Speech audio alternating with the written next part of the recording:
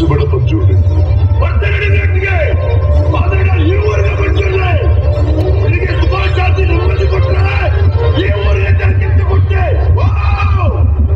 ನೀನೆಂತ ಹೇಳಿದ್ರು ಸಹ ಕೊಡ್ತೇನೆ.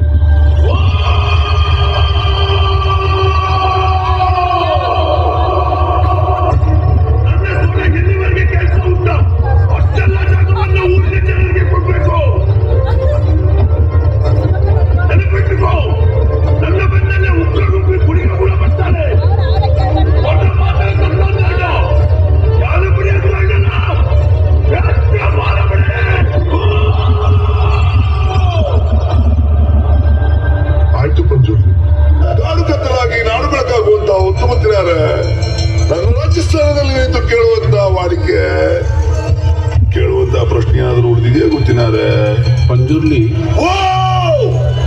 ಸದ್ಯಕ್ಕೆ ನಮ್ಮ ಹತ್ರ ಕೇಳುವಂತ ಪ್ರಶ್ನೆ ಏನಿಲ್ಲ. ನನ್ಗೆ ಉಂಟು.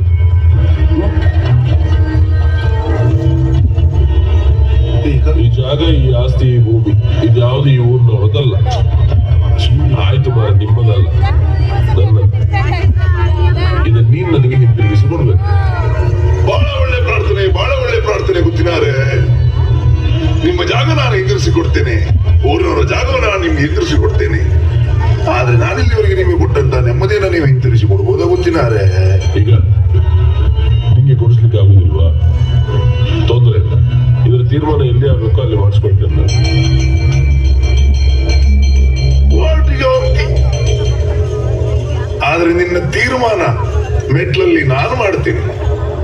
ಜಾಗ ಊರಿನವ್ರದ್ದು, ಅದರ ತೀರ್ಮಾನ ಇವತ್ತಲ್ಲ, ಮುಂದೊಂದು ಕಾಲ ಬರಬೇಕಾಗ್ತದೆ.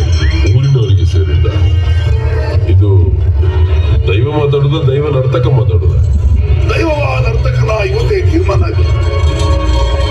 ನರ್ತಕನಾದ್ರೆ ನಾನು ನಿಮಗೆ ಸಿಗುವಂತವನಾಗಲಿ,